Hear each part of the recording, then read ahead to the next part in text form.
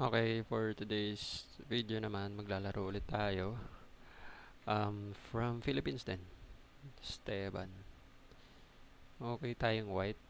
So, normal natin na opening. E4.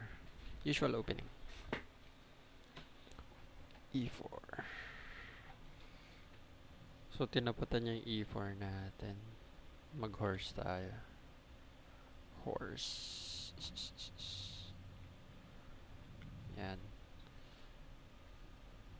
So, ano kaya next yung i-move? So, nag-knight F6 din siya. Balak niya rin kainin to. Feeling ko lalagay yung bishop dito. Kapos ah. Yan lang natin. Castle.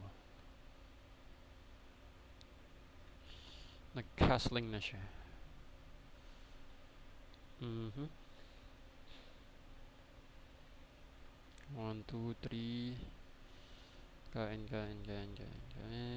Okay. Yan lang natin. Bahala siya kung anong trip niyang kainin dyan. Gusto yung kainin to, bahala siya.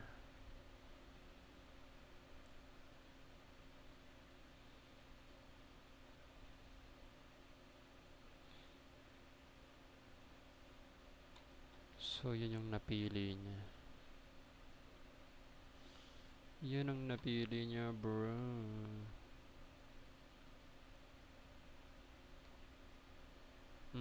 Kain. Kasi atras niya tong bishop. Wala siyang magagawa kundi atras yung bishop. Let's check.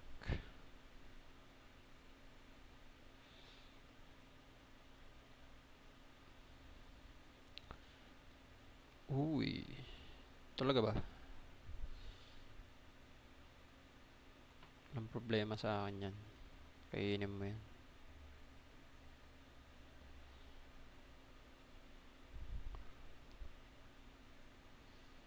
Di niya kinain.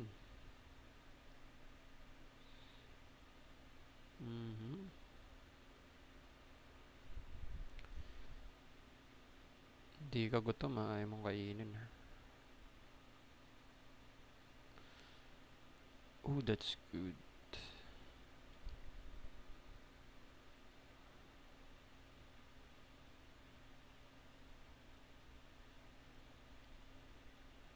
Saan niya lalagay ko dito?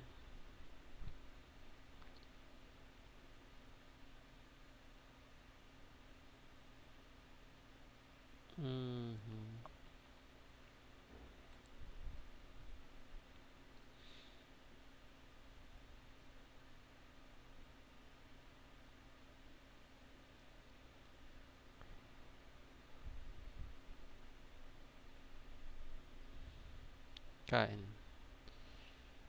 Subukan mo kainin yan. Kainin mo na.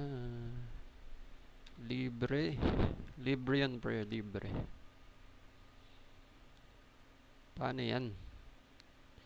Saan tatakbo niyan? Kahit anong gawin niya, checkmate na siya dyan. Angat niya to. Pwede niya pala iangat to. Di ba siya checkmate? Yeah. Di ba siya checkmate dyan? Yun. Kainin natin yan.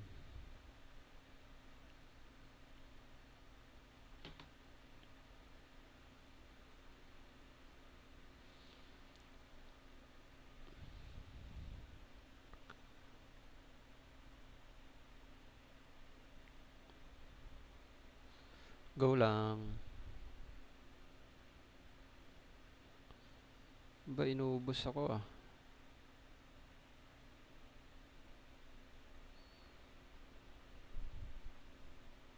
Inuubos niya ako ah.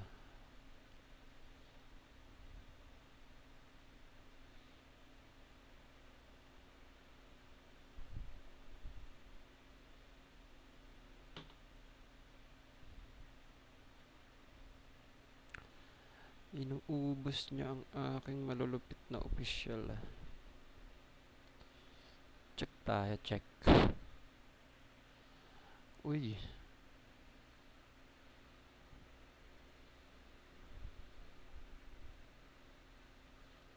Ang galing mo sa part na yun, pre.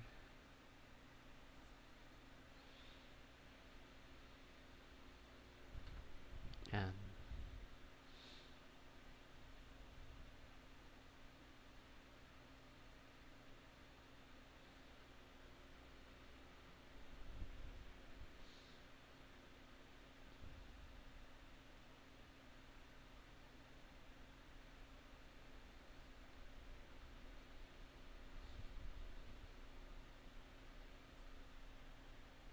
Lalagay mo yung bishop mo dito.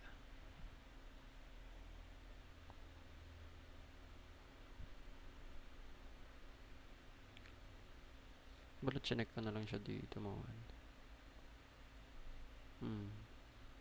Pwede nyo lagay yung bishop dito. Check.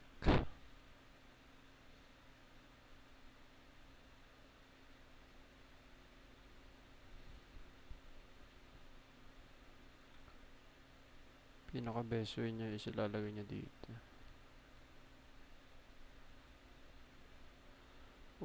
Check. Mamamati ka dyan, pre. Doon ang mali niya. Hindi ito sa side na to kanina. Hindi niya na-anticipate yung bishop ko.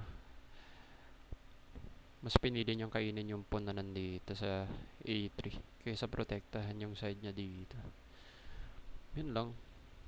So hanap ulit tayo ng isa pang game.